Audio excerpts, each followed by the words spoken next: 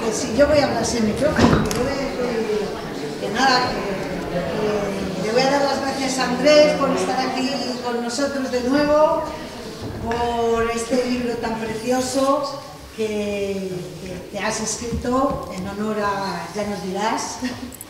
Y bueno, muchas gracias a todos por estar aquí otra vez con nosotros y nada, que disfrutemos mucho de esta charla y de este ratito con Andrés y con Concha, ¿vale?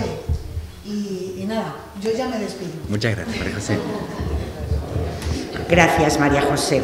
Da gusto venir a esta biblioteca. ¿Tú opinas lo mismo, Andrés? Religiosamente.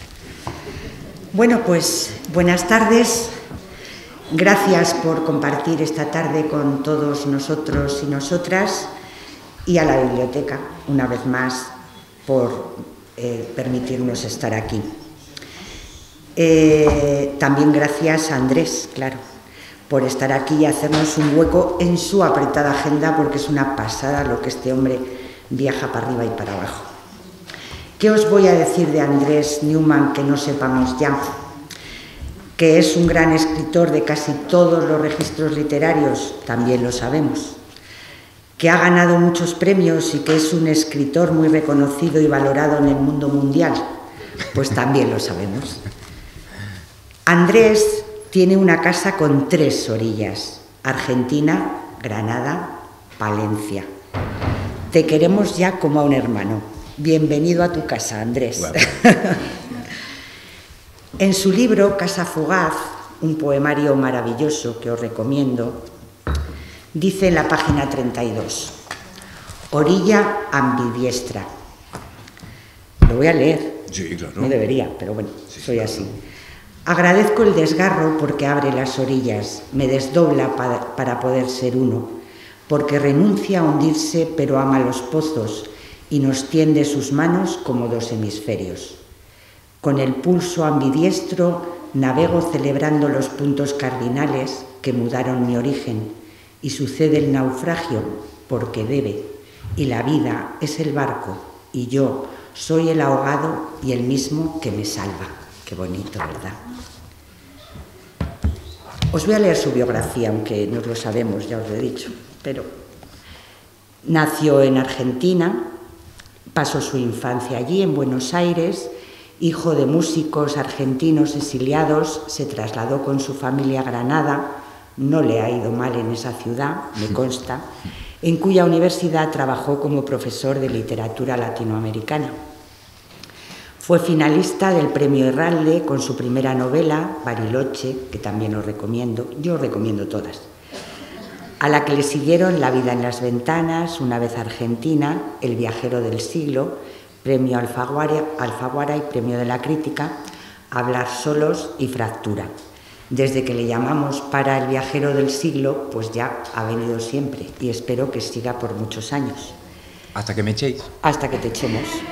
Ha publicado libros de cuentos como Alumbramiento o Hacerse el muerto, el diccionario satírico Barbarismos, el diario de viaje por Latinoamérica Cómo viajar sin ver, y el tratado heterodoxo sobre el cuerpo Anatomía sensible, que es el último que ha venido a presentar en 2019, antes de la pandemia. Hay un antes de la pandemia y un post-pandemia. Es autor de poemarios como El tobogán, Mística abajo, No sé por qué, Patio de locos o Vivir de oído. Y están antologados en este volumen, que es bellísimo, Casa Fugaz. Recibió los premios Federico García Lorca, Antonio Carvajal e Hiperión de Poesía. Obtuvo otro que, como yo no sé este idioma, pues no lo voy a leer porque lo leo fatal. Léelo tú. No importa. Mira este. ¿Pero qué pasa? Un premio de Estados Unidos. Un premio de Estados Unidos, otorgado por la Comunidad de Revistas Editoriales Independientes y Librerías de Estados Unidos, y la mención especial del jurado de otro también, que era que ahora es el Booker o Book Internacional. Formó parte de la lista Bogotá 39, que esto no lo regalan, o sea, hay que conquistarlo. Hay que pagar por ello. No, hay que conquistarlo. Eso nunca se regala. Y fue seleccionado por la revista británica Granta entre los mejores nuevos narradores en español. Sus libros están traducidos a más de 20 lenguas. Palentino incluido. Palentino incluido. Ahí está. Te queda el de Villarramiel, el de mi pueblo, ya verás. Lo que hoy nos ha traído aquí es este hermoso libro, Umbilical, cuánta belleza. Es un libro que nace de la autenticidad de un ser humano que se empieza a vivir como padre y luego se vive como tal. El milagro asombroso de una nueva vida. Necesitábamos ya estas nuevas paternidades. Era esto lo que tratábamos de construir juntos, juntas. Que los hombres detengan su alboroto frente a la maravilla del bebé, dice Anne Wallman en la cita inicial de Umbilical.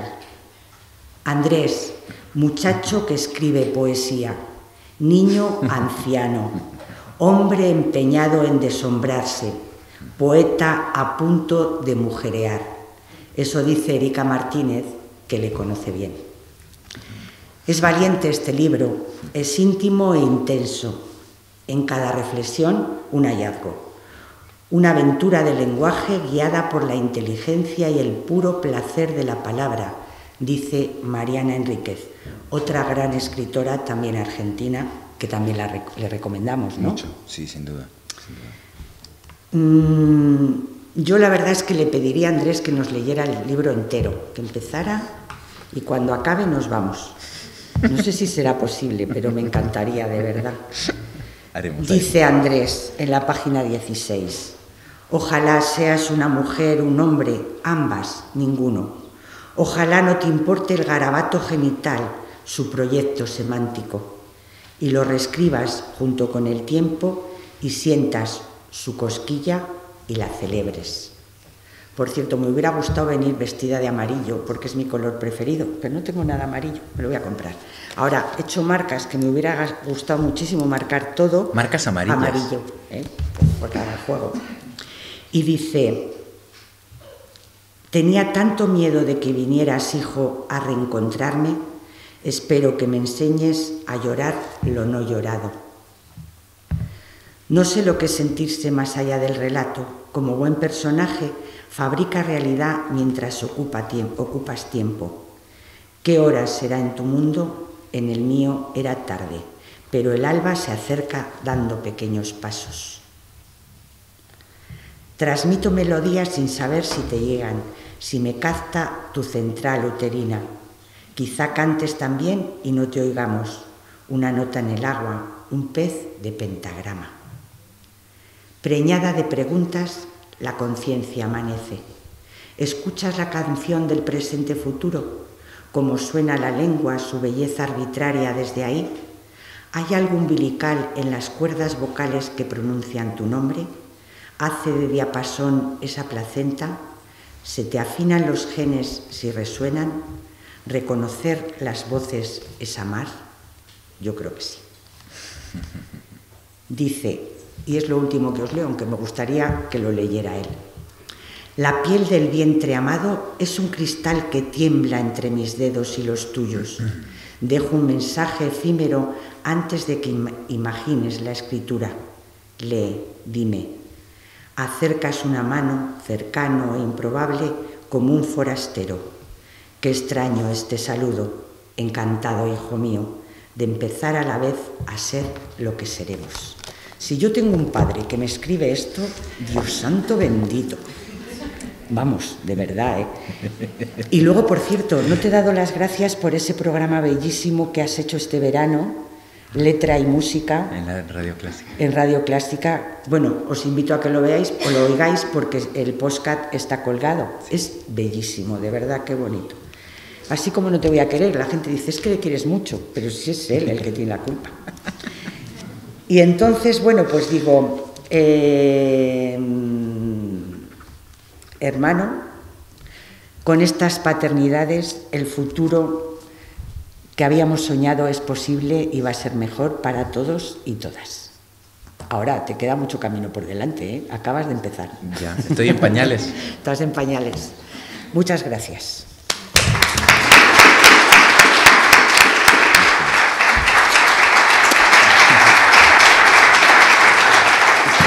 Creo que me tengo que llevar este, ¿no? Sí. Todo para ti. Uy. Yo creo que ya va, ¿no? Cuando decimos umbilical, queríamos escenificarlo hasta el final, entonces por eso nos vamos a enredar en el cable, Concha y yo juntos, para umbilicalizarnos lo más posible. Bueno, muy buenas tardes. Quiero preguntarle a los compañeros de la emisión si el sonido va bien, que les preocupaba mucho que funcionase bien. Va bien. Es correcto. Encantado de estar en Palencia de nuevo. Mirad, cuando iniciamos esto que se viene llamando pospandemia, que viene a ser una versión ambigua de la pandemia, de que ya ha pasado, pero no, pero sí, pero ya queremos dejarla atrás, aunque siga acompañándonos, como uno más de los males que nos aquejan, e iniciaba esta gira con el nuevo libro, pensé, ¿cuáles son los lugares a los que necesito ir cuanto antes para comprobar que siguen ahí? Como cuando te despiertas de una pesadilla y empiezas a tocar a tus seres queridos y a tus muebles para asegurarte de que eso tan horrible no ha neutralizado, no ha disuelto tu casa, tu familia, tus amores. Entonces, para mí esta visita a Palencia tiene que ver con eso, con decir, UP, Palencia, biblioteca, Concha, amigas, ¿estáis ahí? ¿No? Y veo que sí. Entonces, he venido para eso, para palparnos, en el sentido literal, pero también en el sentido de la supervivencia. Así que me hace mucha ilusión y me emociona mucho que haya podido venir a Palencia tan pronto, una vez abierta la posibilidad de viajar de nuevo. Mil gracias por invitarme y amenazo con que sea la penúltima. Siempre que me sigáis aguantando. Yo, si no os quejáis, yo vengo.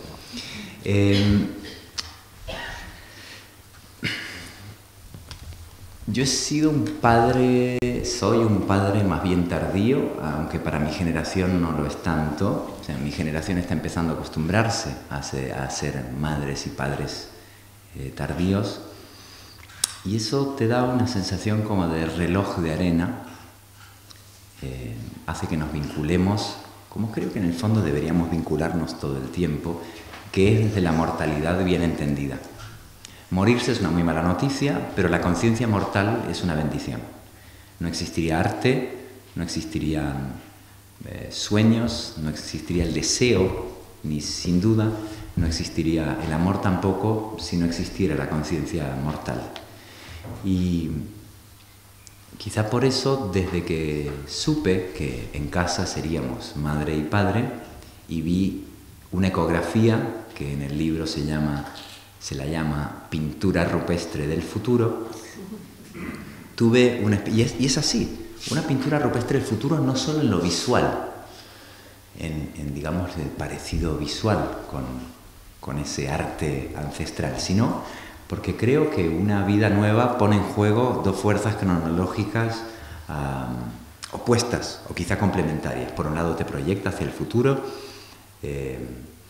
por un lado todos son planes, horizonte, preparación de lo porvenir, empezando por la propia gestación, pero al mismo tiempo hay una especie de rebobinado, de ejercicio de relectura de la propia memoria personal, de la relación con nuestros padres, con nuestras madres, muy fuertes. Entonces se podría decir que el abanico del tiempo se abre entero cuando surge la posibilidad de una vida, no solamente un hijo o una hija, me valen sobrinos, hijos ajenos. Creo que uno de los errores a la hora de dividir el mundo en dos, que parece ser el deporte del tiempo presente, ¿no? Nosotros y ellos, ¿no? ¿A favor o en contra? ¿Sí o no? Pronúnciate cuanto antes y detecta al enemigo cuanto antes, ¿no? Pues una de las maneras de dividir el mundo es si tienes o no tienes hijos. Pues yo creo que hay estados intermedios muy interesantes entre tenerlos y no tenerlos, como por ejemplo eso, cuando crías hijos que no son tuyos, cuando convives con un niño que no has parido pero se va convirtiendo en tu criatura, o cuando ejerces de tío o de tía, y ni que hablar la abuelez, que es para mí un estadio superior de la existencia. Entonces, en todos esos momentos creo que se abre ese abanico del tiempo que os decía, y empecé a tener la fantasía de regalarle a mi hijo Telmo un cuadernito contándole todo eso que sé que no va a recordar. Hay muy pocas certezas cuando nace una criatura, pero una de las pocas, aparte de que te vas a morir antes de lo que quisieras, es que esos años extremadamente importantes en la vida de cualquier persona, esos momentos en que se ponen los cimientos de nuestra sensibilidad, se van poniendo en marcha los resortes de nuestro carácter, y cuando probablemente se generan todas nuestras capacidades o conflictos inconscientes, de todo eso sabemos que no recordaremos nada en absoluto. Y eso es un misterio, creo, de la condición humana, lo sabemos, es evidente, pero no deja de ser misterioso. ¿Por qué nuestra conciencia y nuestro cerebro están hechos de manera que olvidemos los cimientos? Es un problema narrativo también. En narrativa eso se llamaría elipsis. Por lo tanto, nuestra existencia comienza con una elipsis. Entonces mi fantasía era regalarle a Telmo algo que de algún modo viniese a cubrir esa laguna lo mejor que yo supiese. A mí me hubiera encantado que mi madre y mi padre me regalasen un cuadernito en que me contaran cómo aprendí a caminar, a comer, a dormir, o cómo hacía que no durmiesen mis padres. Y empecé con esa pequeña misión, que era narrarle a Telmo esos momentos, porque además me constaba, por experiencias ajenas, que en el fragor de la crianza lo que parece inolvidable se va volviendo borroso. Es tan demandante, tan exigente, tan emocionante, que los presentes se van superponiendo como capas de pintura en una casa, y cuando la criatura tiene una determinada edad, ya acordarte de a qué edad dejaste de hacer el colecho, cuándo realmente empezaste a darle sólido, todas estas cuestiones que parecen como urgentes e importantísimas se van desdibujando. Sería como preguntarle a una persona que está corriendo una maratón, cuando ha terminado la maratón, preguntarle en qué estaba pensando en el kilómetro 27. Lo más normal es que te diga, pues estaba pensando en no desmayarme, en no morirme, en sobrevivir. Bueno, pues un poco les pasa a los padres y sobre todo a las madres, según he comprobado, durante el primer año de vida de la criatura. Entonces era muy consciente de que si no escribía ciertas cosas, yo mismo las iba a olvidar, aparte de ser inaccesibles para la memoria de su protagonista, de mi hijo. Pues empecé a escribir eso sin mayor pretensión que esa, y de repente me di cuenta de que me estaba metiendo en un terreno sobre el que había muy poca literatura. Es decir, que sí, claro, hay mucha más literatura de maternidad que de paternidad, por supuesto, por razones biológicas, pero también de reparto tradicional de roles. Esto no hace falta que venga yo a contároslo porque lo sabéis mejor que yo. Pero aparte del reparto de roles y de la estructura tradicional de las familias, hay también una manera de representar esas relaciones familiares. Es decir, un problema es el de los usos y costumbres, y el otro problema es la manera en que narramos, nos contamos, nos comunicamos. Y ahí hay un segundo bloqueo. Hay un segundo bloqueo porque yo cuando salgo al parque con mi hijo veo, no te voy a decir que 50-50, pero veo padres empujando el carrito.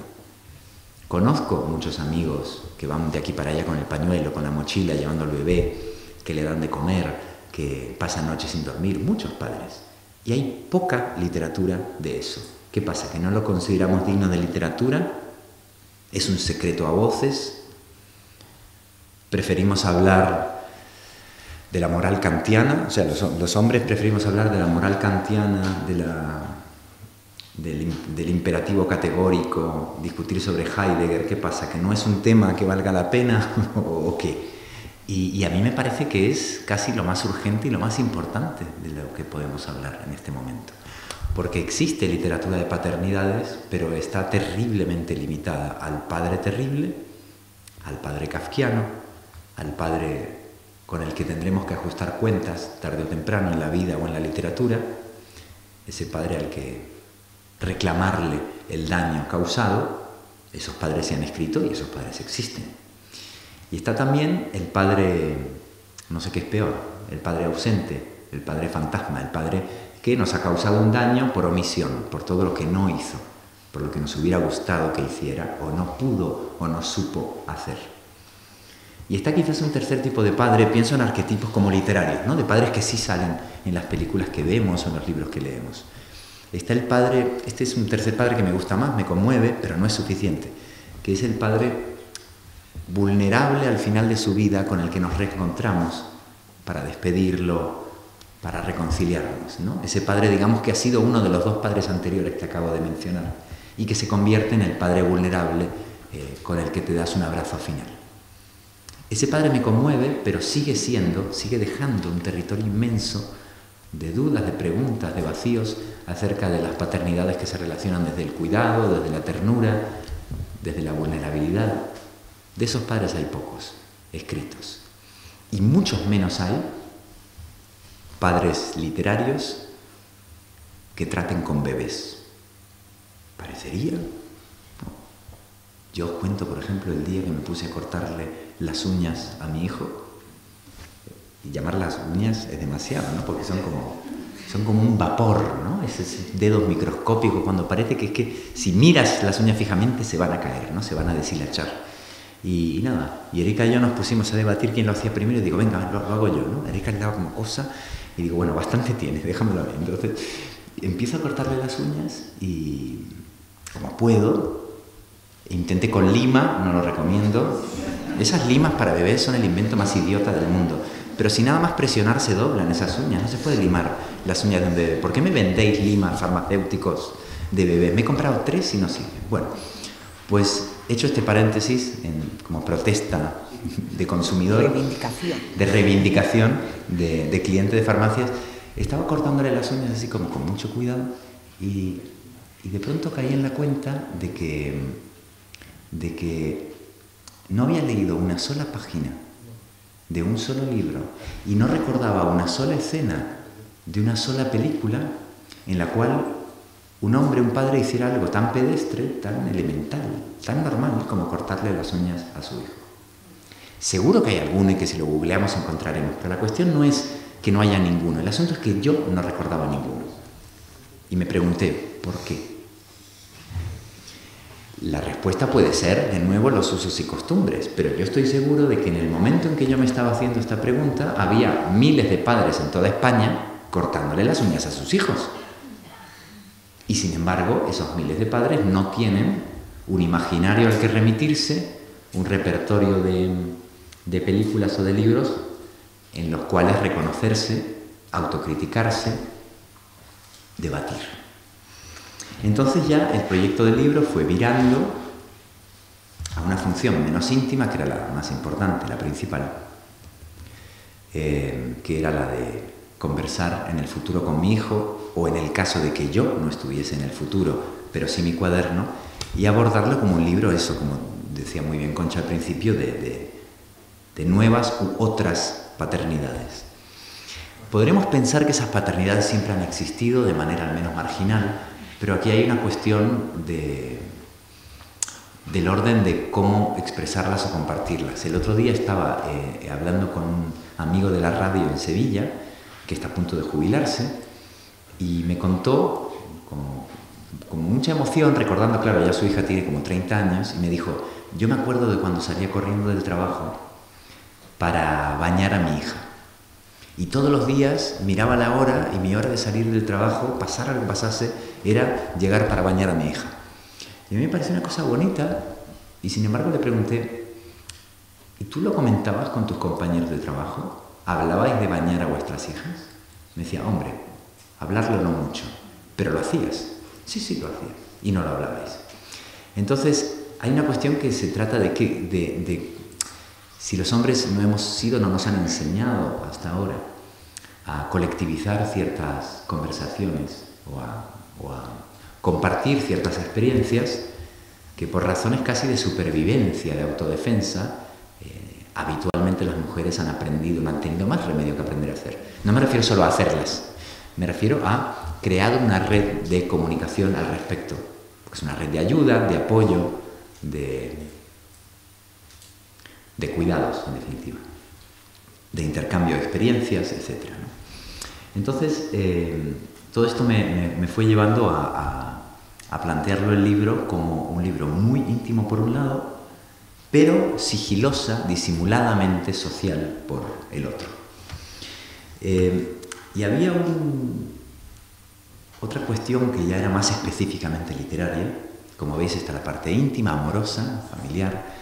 Por otro está la de las otras paternidades, y había luego una cuestión como puramente lingüística que tenía que ver con cómo se hace para contar con palabras un amor que carece de ellas, ¿Cómo hacemos para describir un amor que es el máximo quizá que se pueda sentir hacia alguien que desconoce siquiera la existencia de las palabras?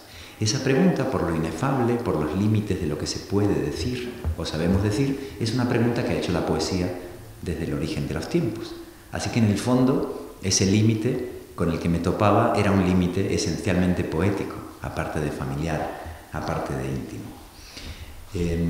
Hablaba de las orillas, Concha, hace un ratillo, y estaba pensando que el tener yo, iba a decir tres orillas, como bien Concha las ha barajado, Argentina, España y Palencia, al teniendo, digamos, bueno, esos dos continentes, claro, yo siempre he pensado que la lengua materna, aunque no cambies a un país con otra gramática, con otro idioma, sufre un cambio muy sutil y un poco traumático cuando el léxico es otro, el acento es otro, las entonaciones son otras. Mi madre nació en un continente y murió en otro. Y el hecho de que la cuna y la tumba de mi madre estén separados por 10.000 kilómetros, creo que es un buen resumen de lo que siento cuando pienso en mis orígenes o en mi lengua materna, en mi lugar materno. Del mismo modo, complementariamente, el tener un hijo que va a ser andalucísimo, al menos en principio. Luego supongo que migrará como es el destino de su familia, no sé a dónde, pero se irá a algún sitio. Pero cuando abra la boca será andaluz. Y yo me preguntaba,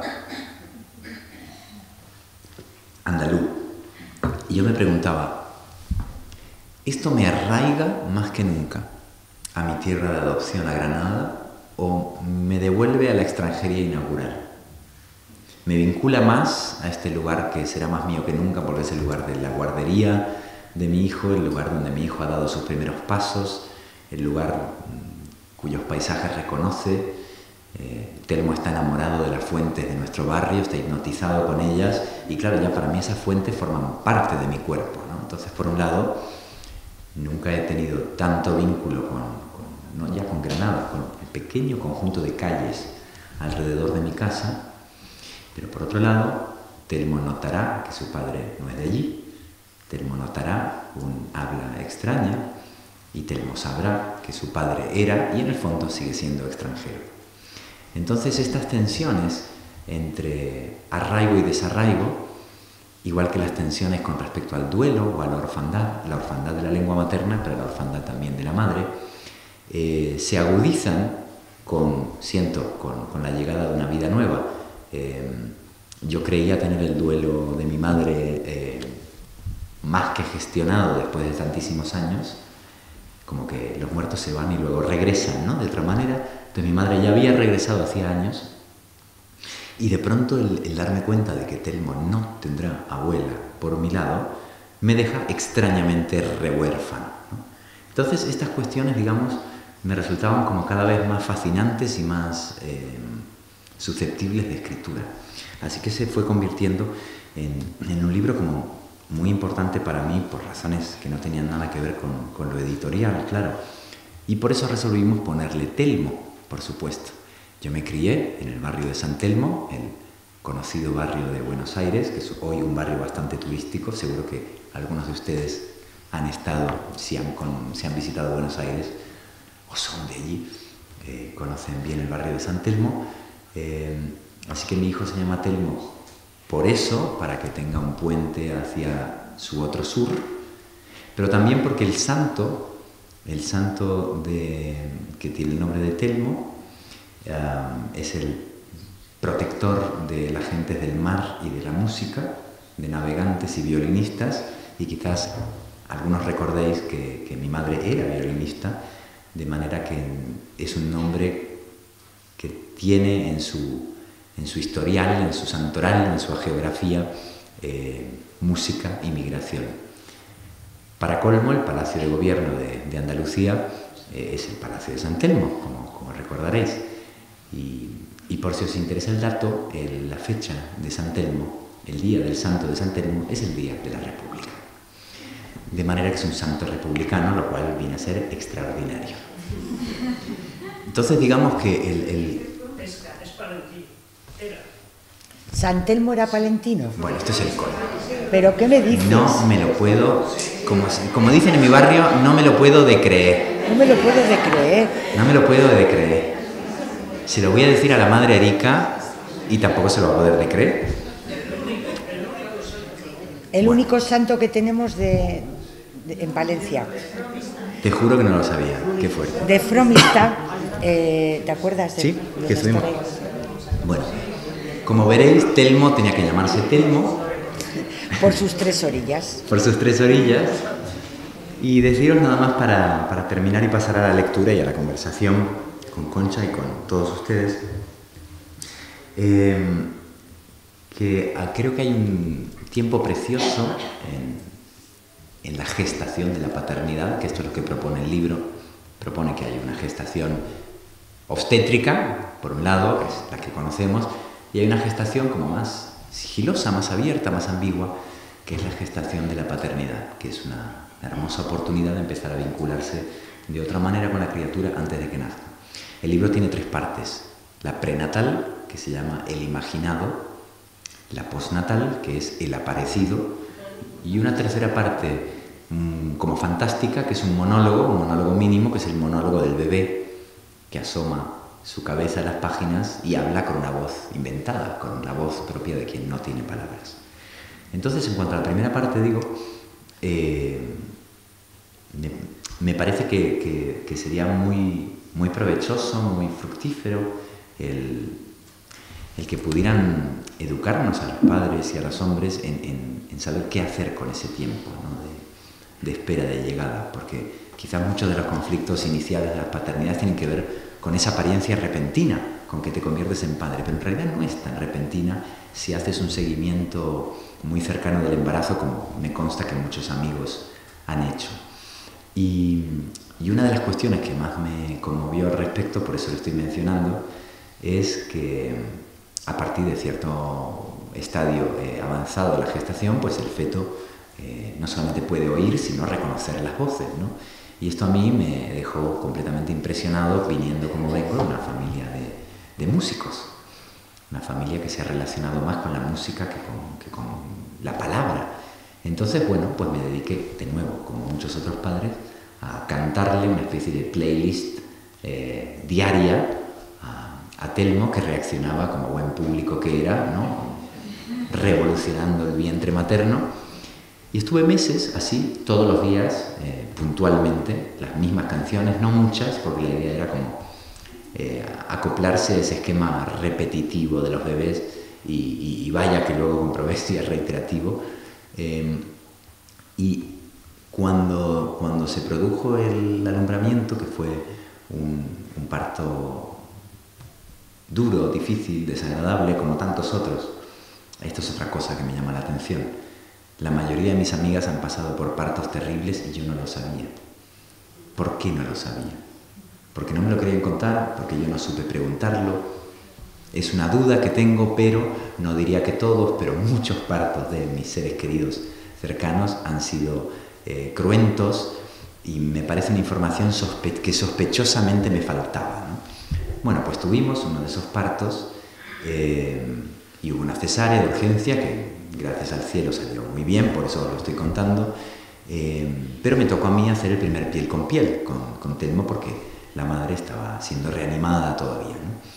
Y el bebé llegó llorando a mis brazos, como muy desconsoladamente, y empecé a cantarle mi repertorio habitual. Y en ese momento mi hijo dejó de llorar, me miró fijamente, se relajó y escuchó media hora de concierto en una actitud que yo no pude dejar de traducir como algo así como: ah, eras tú, así que eras tú. Yo sentí que no nos conocíamos.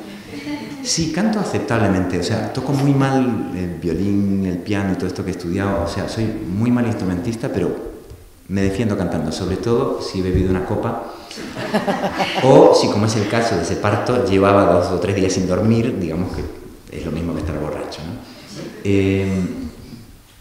Y yo sentí que había un reconocimiento, a eso quería ir, un reconocimiento por vía musical. Entonces sentí que nos reencontrábamos, éramos como 2 viejos conocidos que se reencontraban en los extremos opuestos de la vida, ¿no? Entonces lo que quiero decir con esto es que no solamente hay mucho terreno, por supuesto, por vivir de otra manera, sino que también hay mucho sobre lo que escribir desde otro lugar, muy al contrario de esa idea como perezosa, en el fondo, ¿no? De que no hay nada nuevo bajo el sol, que es como el mejor pretexto para no tratar de cambiar nada. Y bueno, me gustaría compartir con ustedes algunos textos, no sin antes preguntarle a mi Concha si conversamos antes, leo ahora, después, ¿qué hacemos? Léenos algo, por favor. Pues os leo algo a ser posible del libro, ¿no? Bueno, yo creo que sí. Sí, ¿no? Porque si saco el teléfono y os leo otra cosa es como... No. Lo que voy a hacer, si os parece bien, entonces, es como un pequeño recorrido por las 3 partes del libro. Me iré saltando muchas, claro. Y en algún caso, en algunos de los textos, quizás me pararé a hacer algún pequeño comentario, contar alguna anécdota, o quejarme de alguna farmacia, de estas cosas. Oye, si hay alguna persona de una farmacia aquí que nos salvan la vida todos los días, porque yo me paso el día en la farmacia. Que sepáis que tampoco le gustan los chupetes. Mejor. Es imposible, ha sido imposible. Pero come libros. Come libros, chupa libros, pero no chupetes. ¿Cómo? Le va en la sangre. En la sangre, o en la baba, por lo menos le va en la baba. Bueno, este como lo leíste tú, pues me lo voy a saltar. No importa, porque tú lo lees mejor.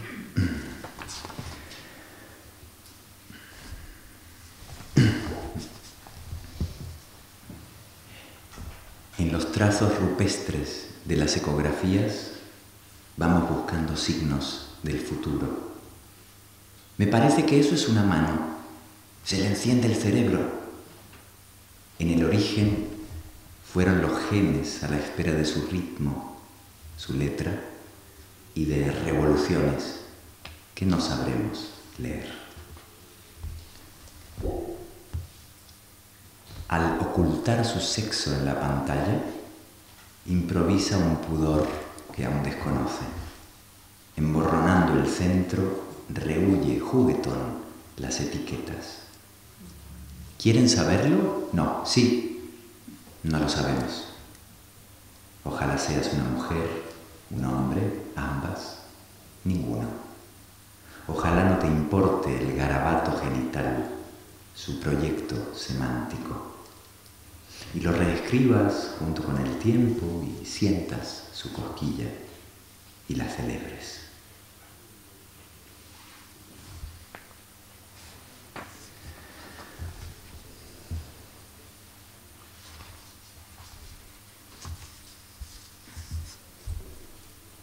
No me salió llorar cuando nací. Solo miraba mucho, según cuentan, y mirar era tóxico. Había dictadura en el oxígeno, exilios y tortura en nuestra casa, pero sobre todo teníamos silencio, un silencio en pañales. Y me tocó una escuela de viriles bobadas donde el llanto era elíptico, un puro sobreactuar de lo contrario. Y me tocó salvar a este pellejo vagamente judío, huyendo de lo que necesitaba. Una vez me nacieron, no sabía.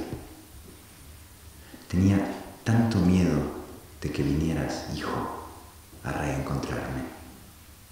Espero que me enseñes a llorar lo no llorado.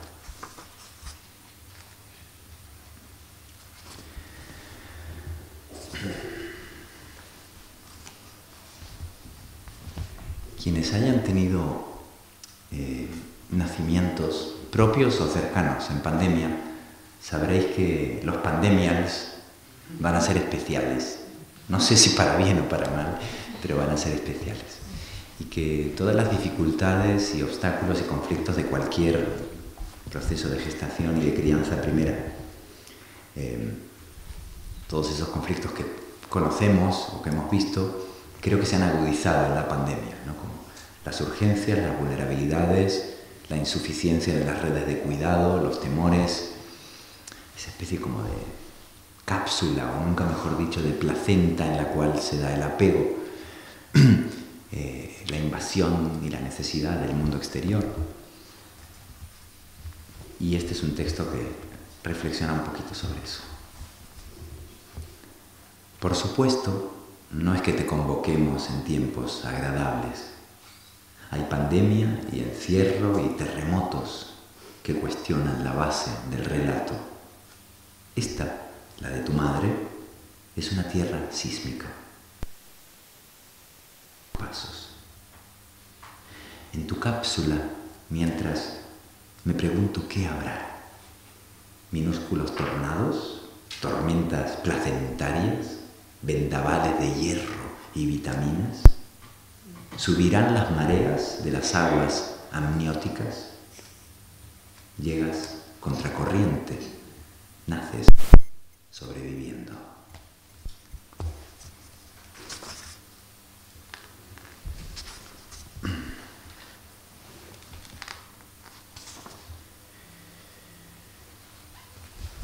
La piel del vientre amado es un cristal que tiembla entre mis dedos y los tuyos. Dejo un mensaje efímero antes de que imagines la escritura. Lee, dime. Acercas una mano, cercano e improbable como un forastero. Qué extraño este saludo. Encantado, hijo mío, de empezar a la vez a ser lo que seremos.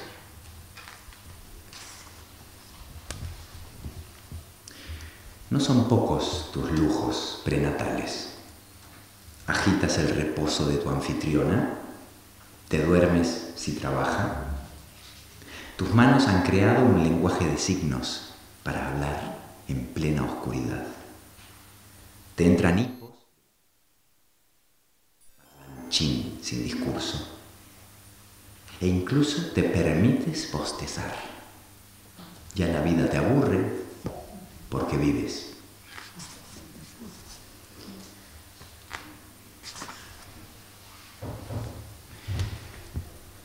Cuando pasea, tienes la sensación de estar guiándote, mostrándote el lugar, reconociéndolo en tu nombre.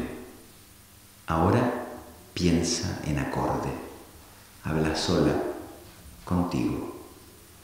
Buenos días, buenos días, buenos días. Cada mañana, al recobrar su agilidad, sospecha que ha menguado su barriga, que la maternidad se escribe a lo largo del día y se emborrona con el sueño.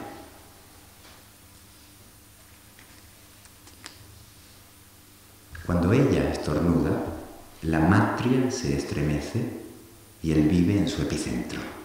Me pregunto si le parecerá un fenómeno externo o sentirá que es suyo. ¿Salud? Les digo. No sé cuál de los dos me ha contestado. Este texto que os voy a leer ahora tiene que ver con algo que me pareció no solo bello en sí, sino como muy representativo de cómo se podría enfocar este tema en el futuro inmediato. Es verdad que hay límites biológicos, marco biológico indiscutible y diferencias en la manera de vivir las maternidades y las paternidades, que son de por sí muy diversas. Pero hay momentos que me interesan mucho en que la mutación permanente del cuerpo de la madre, de mi compañera, por ejemplo, va afectando físicamente en pequeños detalles también al cuerpo del hombre, mucho antes de que nazca la criatura. Entonces, por lo tanto, vaya que sí te afecta. Te acabo de contar, de hecho, Concha, que vengo de ser operado de hernia inguinal. Estoy operado de hernia inguinal hace 2 meses por exceso de amor y porque ya no tengo 20 años. Entonces, por supuesto, una vez que nace la criatura, si quieres puedes poner el cuerpo, ¿no?, como padre, que es lo que hace la madre permanentemente. Pero antes de que nazca hay pequeños momentos que son como muy reveladores. Y uno de ellos para mí es cómo cambia el dormir. Cuando el cuerpo de tu compañera cambia tus hábitos físicos también. Y en ese dormir, cuando el embarazo está avanzado, pues lo normal, lo más cómodo es dormir de lado, ¿no? Si te quieres acoplar, ¿no? Entonces, este texto nace de la idea de que el cambio de coreografía de ambos cuerpos es como la síntesis perfecta de hasta qué punto el acompañar el cuerpo de otra persona puede influir en el tuyo. Dormimos de perfil con su vientre en el hueco de mi espalda para que permanezcas entre nuestros cuerpos. Te abrigamos un poco entre paréntesis, bocadito de tiempo, y siento tu alboroto recorriendo ese cordón de vértebras que pronto te alzará. Así se me acumula el futuro en la espalda.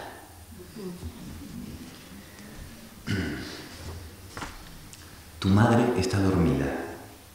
Ciclista nocturno, tú mantienes en marcha la máquina del sueño y tus pies pedalean su inconsciente. Mientras doblas la curva de las horas, poso una mano en tus revoluciones e inventamos un modo de dormirnos riendo. Hace falta descaro para no haber nacido y dirigir la noche.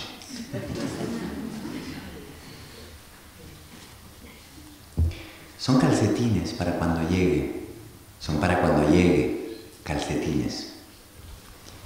Regalar calcetines de unos pies que no están, esa extraña costumbre de la tribu. Volver por donde alguna vez vinimos, calzar nuestras elipsis. Alguien muy ancestral debió de pasar frío antes de nacer. Los pasos de mañana se me acercan. Ha llegado la ropa antes que el cuerpo, este alboroto de mangas minúsculas. ¿Qué clase de fantasma se viste de antemano? Te echo de menos sin siquiera conocerte. Aún no puedo abrazarte y por eso te abrigo. Acomodo tu ropa, mido tu forma ausente. No estás conmigo ni estás dentro de mí, pero al palpar la tela que te omite, me reconozco. Soy este que te aguarda sin gestarte, un hombre que se extraña de haber nacido hombre, que viste tu contorno y dobla con cuidado, una por una, sus limitaciones.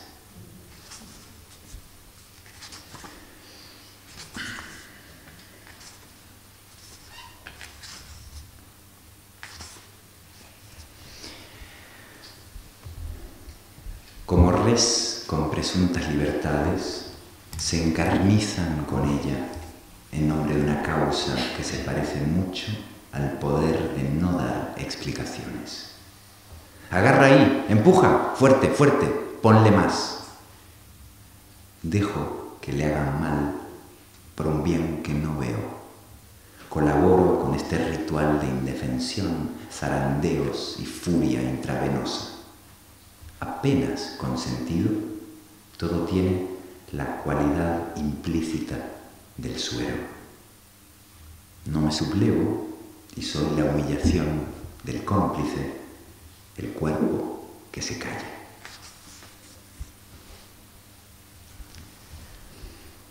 Y fue a la fuerza, hijo, no fueron las promesas naturales.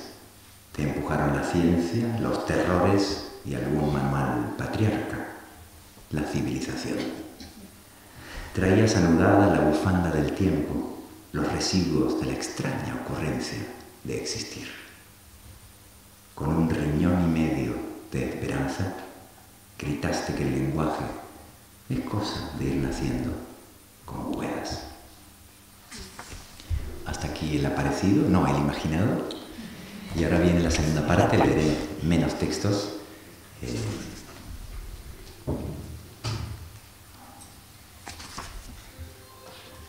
¿Me estoy alargando mucho? No. ¿Os leo algunos más de la segunda parte? Por supuesto que sí. Este es el de las uñas, tenía que leerlo. Ah, sí. ¿Cómo puedes tener todo en su sitio? Tan recién hecho, pero terminado. ¿Dónde está el boceto de tus exactitudes? ¿Qué artesanía mínima te hizo? Me dedico a cortarte esas uñas infinitesimales que no comprendo cómo se formaron. Las limo con paciencia inmaterial, las reduzco por briznas, parpadeos. Tan capaces de asirse a lo que aman como de hacernos daño o lesionarte. Listas para la vida.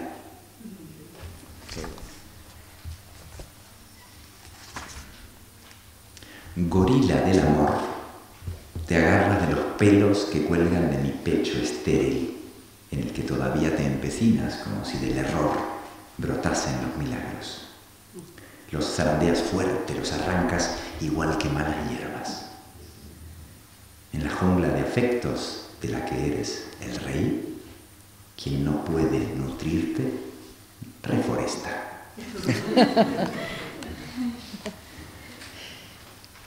Cuando tomas el pecho, resplandeces, te llenas de una luz medio prestada por fuerzas que te incluyen.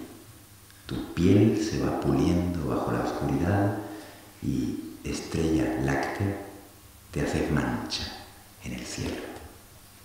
Creo que está más grande que hace 15 minutos. Dan ganas de beberse tus contornos y comer de tu sombra derramada. Quiero que me alimentes mientras creces.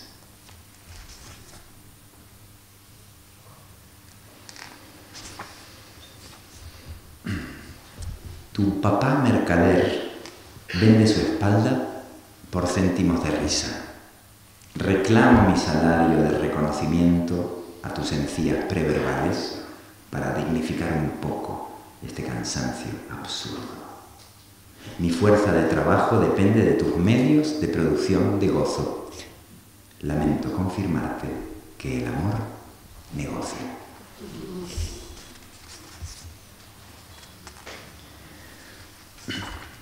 Te tomo tantas fotos, no para que recuerdes, hijo, para que me recuerdes.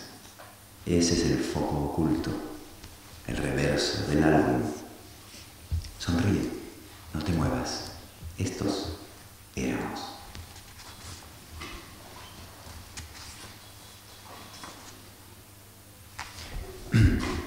Ya que mencioné los baños de la hija de mi amigo, voy a ver el del baño. Cuando sales del agua, te envuelvo en una toalla tan blanca como la primera de este mundo. Te aprieto contra el pecho y tú cierras los ojos. No sé si regresamos al minuto sagrado de tu nacimiento o si retrocedemos juntos hasta el mío, antes de existir.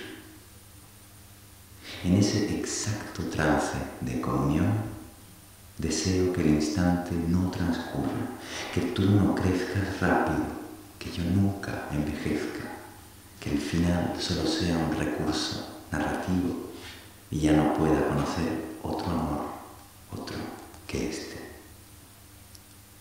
Después tu espalda, casi transparente, se posa en el colchón, las risas y los llantos se renuevan y nuestra vida finge continuar.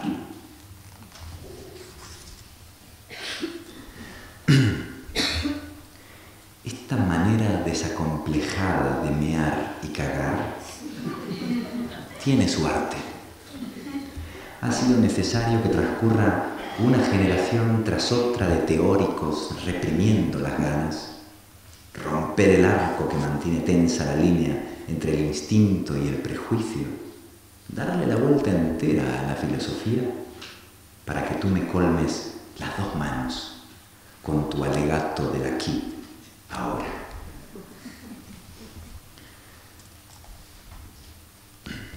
Yo, como muchos hombres, me consideraba aprensivo. Aprensivo con temas hospitalarios, aprensivo con temas escatológicos. Es una manera en que nos han educado, al fin y al cabo.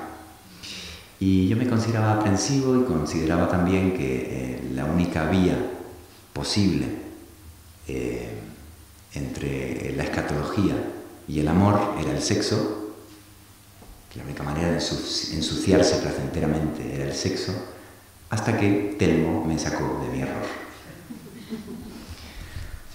Otra vez, tu esfínter es un himno, está siempre cantando lo que expulsa. Te da risa de gozo de hacer lo que se puede hacer. Soy este aprensivo que intenta celebrar cada chorrito libertario. Estoy por dar el paso entre esquivarte y exponerme, entre la protección y la intemperie. Y este pequeño asco ahora es devoción. Nuestro hogar está lleno de excrementos envueltos como ofrendas. Los aíslo y sopeso con minucia, asistiendo a su alquimia. Este oro oloroso que transforma el entorno que te cuida, ha ensuciado mi amor y lo ha salvado.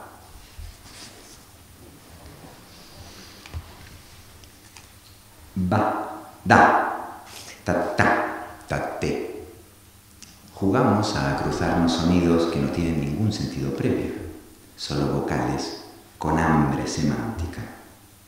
Abres la boca como para decir lo que no dices, acercamos los labios, gritamos una A que es casi E y somos dos enamorados con todo su lenguaje por delante. A, E. ¿Seguro? A, E.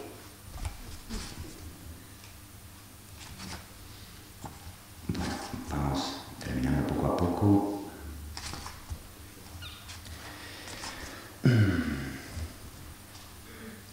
Nos pasamos el día en los brazos del otro, durmiéndonos en mutua dependencia.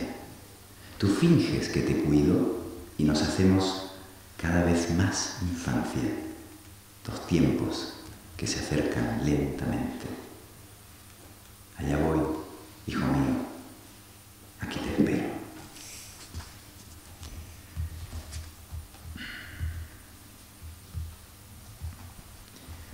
No cabe tu avidez en esos labios. Quiero besar tu boca metafísica, comerme lo que comas, tragarme tu apetito. Me has contagiado tu ansiedad caníbal y, siéndote sincero, me tienta devorarte. Es una tradición, no te preocupes.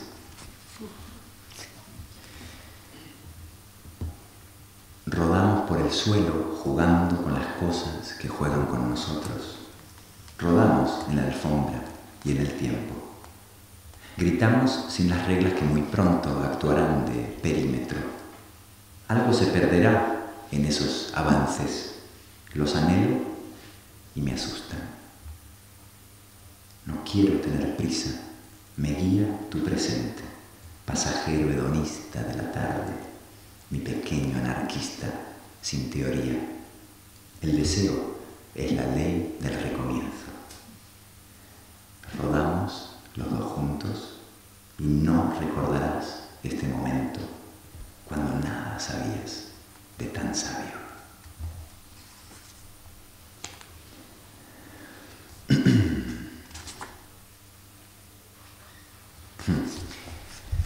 Ya casi terminamos la lectura. Me gustaría contaros la decisión del título. Estaba buscando un título para el libro, ya casi estamos al final del libro y también de su escritura, y tenía varios títulos, estaba barajando varias posibilidades y de pronto caigo en la cuenta de que Telmo lleva semanas jugando con un libro que tenía un pingüino papá, era un libro no binario, entonces era un pingüino papá que llevaba en el vientre un mini pingüino y estaba unido ese mini pingüino por un cordoncito rojo al vientre de su padre. Y Telmo llevaba semanas tirando obsesivamente de ese cordoncito. Y me di cuenta de que, supiéralo o no, me estaba sugiriendo el título y yo no me daba cuenta. En el libro que comes hay un cangrejo tímido y una tortuga hueca y un pingüino que viaja en la barriga de su padre, con una cuerda roja que permite sacarlo a la intemperie. te obsesiona tirar del pingüino menor. Quieres ver, incesante, ese resumen del alumbramiento y la separación. Umbilical, la cuerda brilla entre tus dedos imprecisos. Te has convertido en tu propio partero. Esta es casi una nana y una súplica en el fondo. Te duermes con tu zorro. Solo él es el zorro que te duerme. Si no existiera el zorro cómplice y peludo, no habría ningún zorro capaz de que soñaras con voces y con zorros. Bestia, zorrito suave, acaricia la cara de mi niño lloroso. Susúrrale lo etéreo. No dejes que se quede medio aquí.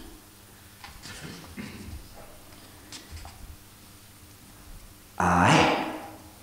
Desde la capital de su cuna prestada, el titán de mi hijo levanta la cabeza. Me parece escuchar un ruidito de poleas, apenas sostenidas por la curiosidad.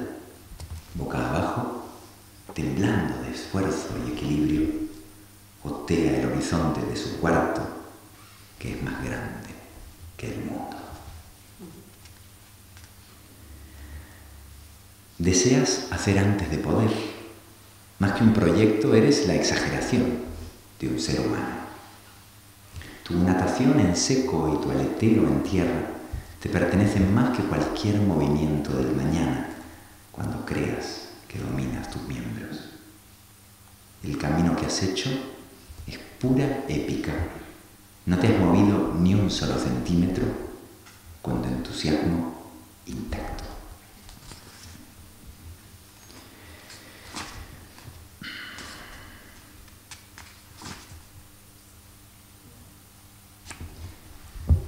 Anteayer me pasó una de estas. A las 5 de la mañana desperté, Telmo se caía en un pozo, yo no lo salvaba. La pesadilla de 3 veces por semana. Me despierto en mitad del accidente, del atragantamiento, de esas lentas caídas por balcones y escaleras a las que llego tarde por un hilo de bruma. Soy el padre catástrofe. En vez de descansar, te pierdo cuando duermo. ¡Ae! Hasta que me rescatas desde la realidad, que a veces nos castiga un poco menos que los sueños.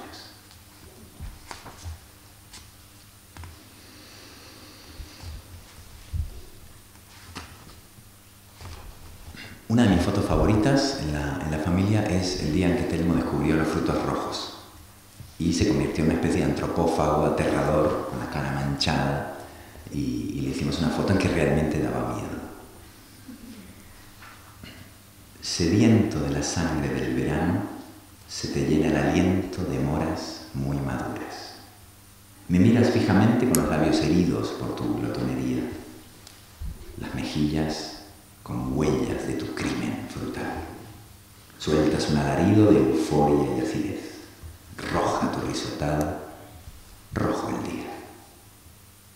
Mi hijo es un vampiro de ida y vuelta. La energía que absorbe es la misma que irradia. Y el último de la segunda parte, la tercera es minúscula, dice así: el día que mi abuela se murió en otro continente, vos diste el primer giro sobre tu espalda. Buscaba alguna orilla para el duelo y de golpe cambiaste de sentido como un reloj de arena. Después hiciste algo parecido a mirarme y te reíste como si nunca nada nos pudiera pasar. A Telmo, cuando le hablo de su familia, de sus ancestros, le hablo de vos y le hablo argentino. Y luego finalmente está la tercera parte, que es nada, es breve, no, lo siguiente, es casi inexistente, y que es intentar imaginarle la voz a un ser preverbal. Era un ejercicio narrativo que me divertía mucho, y me despido con eso, con un par de textos de... Bueno, no me despido, cierro la lectura, que me apetece conversar con ustedes.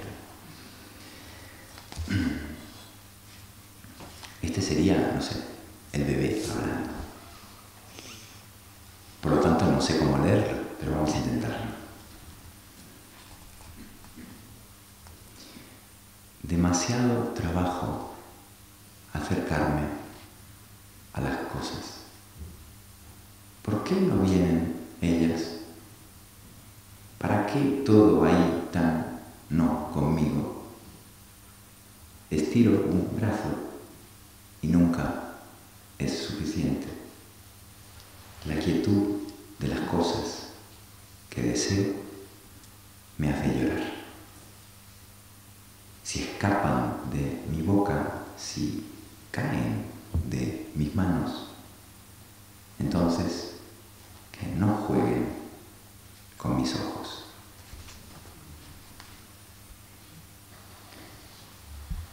Me hablan muy convencidos. Parecen creer que entiendo lo que dicen. Y aunque no entiendo, sí. Esa música extraña que sale de sus bocas es como si la hubiera oído antes. Pero ¿antes de qué? Quiero tener la boca. Quiero tener la boca. Quiero decir la música.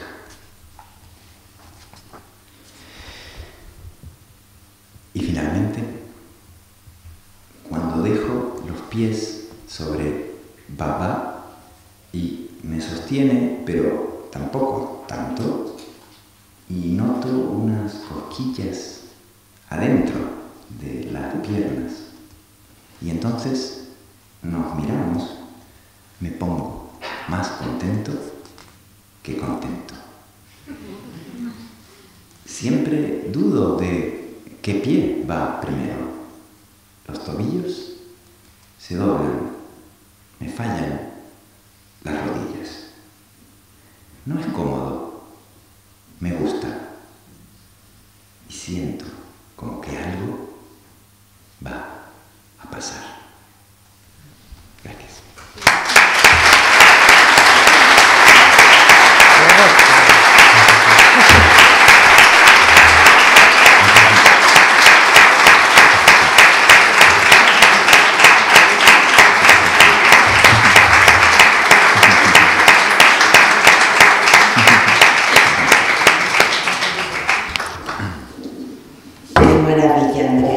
¿Tenéis alguna pregunta que queráis hacer o alguna reflexión en voz alta?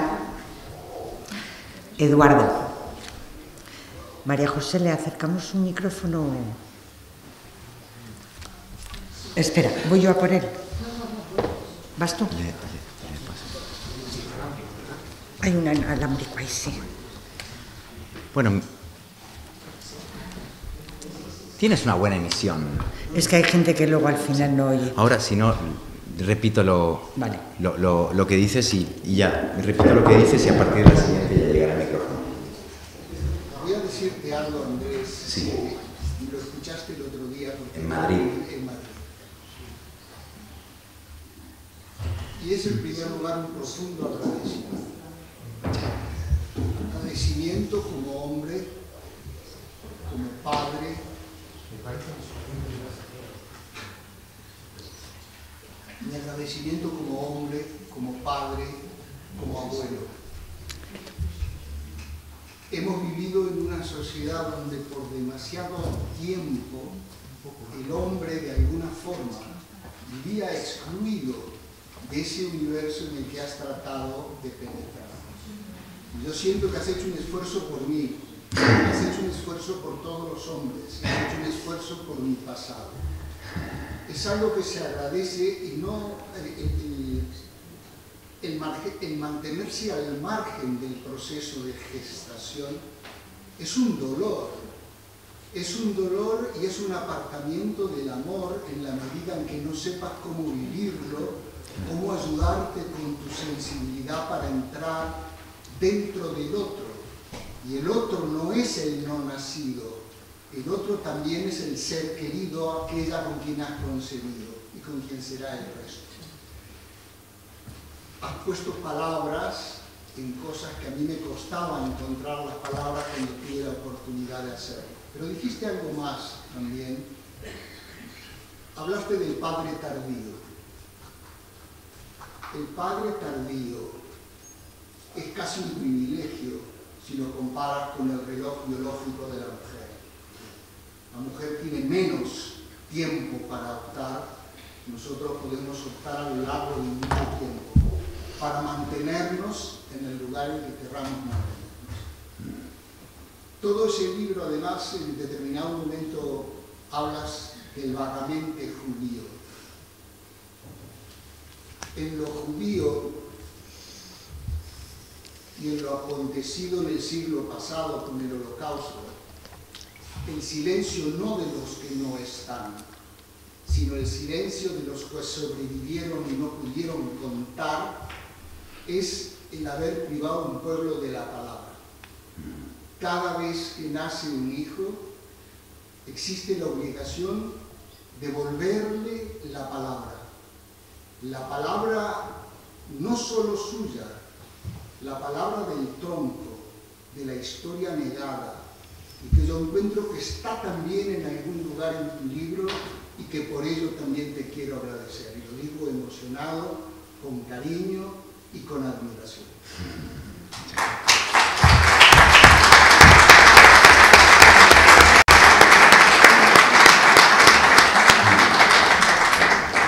Eduardo, te agradezco muchísimo tu reflexión, tu intervención tan generosa, tan sentida.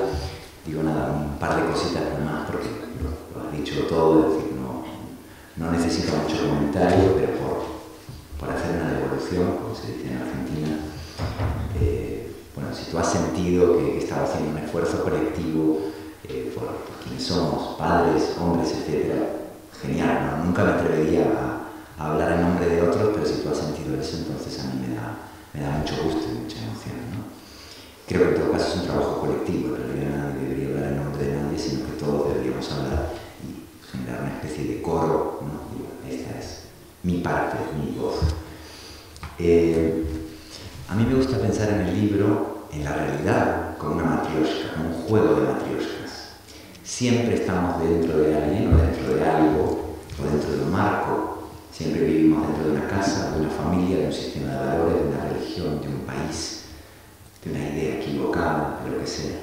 Y el libro hace, creo, un recorrido, por eso tenía ganas de leerlo, como espero que no haya sido demasiado, de las tres partes, porque el libro empieza con mi hijo dentro del ser amado, continúa con mi hijo fuera del ser amado y entre sus dos seres cuidadores dentro de la casa, pero en lo que llamamos mundo exterior, y termina con el padre dentro del hijo, metido dentro de la cabeza y del corazón del hijo, tratando de imaginar qué siente o qué piensa. Y me gusta esa idea, no solamente de que, literariamente hablando, un hombre puede narrar su gestación más simbólica, en paralelo a la gestación biológica de la madre, sino que en el fondo el padre termina, y cualquier madre, cualquier padre termina alojado dentro de su criatura. Y esto es así, por ejemplo, cuando morimos. Mi madre vive dentro de mí, por ejemplo. Luego, el tema de los aprendizajes masculinos, hay una cosa que a mí me gusta mucho, tú hablas de los padres tardíos, a mí me gustaría hablar de los abuelos, en este caso abuelos hombres, ¿no? Las abuelas hablo ahora enseguida, pero de los abuelos hombres, la prueba de que no solamente los tiempos cambian y las costumbres cambian, y por lo tanto las paternidades cambian, sino que también en la vida del mismo hombre se van produciendo cambios muy importantes al respecto, es ver la diferencia de comportamiento entre muchos abuelos y muchos padres. Qué distinto hombre se puede ser como padre y como abuelo. La mayoría de abuelos que conozco son más tiernos, más cercanos, más emocionales, más cómplices con sus nietos de lo que fueron con sus hijos. Y esto demuestra que con el paso del tiempo y de la historia un mismo individuo puede hacer un trabajo hermoso con su propio interior. A mí me conmueve mucho ver a mi padre con mi hijo aunque a veces también me pregunto, ¿y por qué no eras así conmigo? Entonces, no tenía tiempo. Se inicia una cierta discusión. Porque no sabía, porque no podía, porque no le salía. Y en cuanto a la abuela Dora, que es la parte judía de mi familia, yo vengo de una familia completamente mixta. Toda la familia de mi padre era judía y toda la familia de mi madre era no judía. Digo no judía porque una era católica, otra era completamente atea, con una mezcla. En mi casa siempre fue muy confuso el tema de a qué religión pertenecíamos o a qué cultura, en qué cultura nos embarcábamos. Pero la familia de mi padre, sobre todo mi abuela Dora Kovensky, se consideraba, sentía y declaraba claramente judía. Y yo la traté muchísimo. Y me acuerdo que un día de pequeño yo le dije a mi abuela, mi abuela estaba empeñadísima en volverme judío, claro. Entonces yo le decía a mi abuela, que fue mi abuela favorita, ¿no? La abuela más importante de mi vida. Y le decía, abuela, si no vamos a la sinagoga, si no rezamos, si no me habéis enseñado Yiddish, si no voy a Bar Mitzvah, si no observamos el Shabbat, entonces, ¿por qué somos judíos? ¿Cierto? Y ella me dice, Andresito, porque amamos la cultura. Yo digo, pero abuela, entonces todo el mundo podría ser judío. Y me dice, abuela, precisamente todo el mundo es judío. Entonces, así rápidamente, en un par de intercambios, te convertías al judaísmo en cuanto te descuidabas. Y bueno, es una anécdota que quería contar ahora que mi abuela ya no está aquí. ¿Alguna pregunta más? ¿No? ¿No queréis comentar nada? A las 3. Pues aquí Concha, ¿tú quieres cerrar con algo? sí, queríamos, pues en nombre de la OPE, que hemos firmado todo el mundo, regalar este libro a Telma. Porque... Frederick. ¿Lo conoces? No, cuéntame. Te lo tiene que contar Elisa, que es la que ha dado la idea, porque es la especialista en infantil y juvenil. Elisa, ¿quieres contarle el cuento a Andrés? Léelo, guapo. Wow. ¿Has visto? Si alguien no ha firmado y quiere hacerlo, y aquí en la parte de atrás también tiene firmas. ¡Qué maravilla! Bueno, es casi como el de la cigarra y de la hormiga. Hay un ratoncito que no quiere, o sea, que no va a recoger. Ahí podéis firmar. En otra versión. Pero teniendo en cuenta que la cultura importa. Que no pasa nada si estás tocando y cantando y bailando, que no importa. Entonces, para un niño que tiene unos padres, un padre y una madre, la característica contra este. Es que además termina diciendo... Y de Calandraca, que me encanta. Claro, termina diciendo, tú eres un poeta. El ratoncito. Y dice, ya lo sé. Pues... Yo en mi colegio, mil gracias, Elisa. Además, no solo Elisa, que es toda la UPE. Bueno, por tu explicación. No, ¿cómo no voy a ser que es toda la UPE si está dedicado por 50 personas? O 60. O 60. Qué maravilla. Creo que nunca va a tener un libro tan dedicado en su Que vida. se lo coma. Así que, no, ya no se lo puede comer pues de tapadura. Pero muy bien las páginas además, porque le da por romperlas. Estas páginas no se dejan romper fácilmente. Mil gracias, no, me parece el mejor regalo posible, pero mucho mejor que se me hubiera regalado. Viste, a veces la gente viene con un volante de Fórmula 1, cosas que tú dices. Pero además, sobre todo, no es ya lo que yo opine de ese volante de Fórmula 1, eso es lo de menos. La cuestión es, ¿tú te crees que le interesa? A Telma lo que interesa es tu tenedor, tu bota, tu paraguas, no un volante de Fórmula 1. Todavía no le interesa. Y los libros le encantan. Y me estaba acordando cuando yo estaba en el cole no se podía decir que era poeta. Y menos mal que me gustaba el fútbol, que me encanta, ¿eh? Porque de lo contrario, pues no sé, en este libro hubieran acabado contándole una paliza al ratoncito. Pero mil gracias por el ratón, Frederick. Y créanme que no hay mejor regalo que este libro. Telmo además los lee no una vez, los lee que 1500. Y claro, yo a veces le voy cambiando el argumento porque llega un momento en que te desespera, ¿no? O sea, cuando el pollo Pepe se va saliendo 1500 veces, el elefante Elmer, que quiere ser distinto, Y todo está muy bien, pero llega un momento en que tienes ganas de leer a Shakespeare, ¿no? Pero no puedes.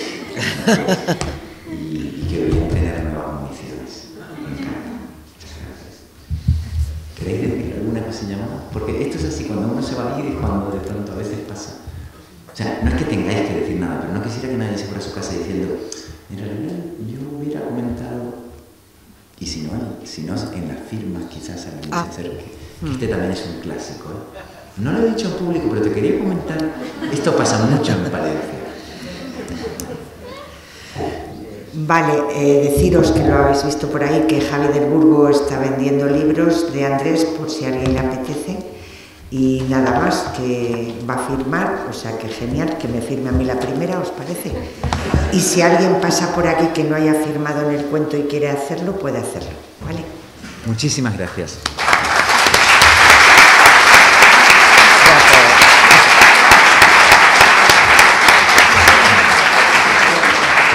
Ay, mira que...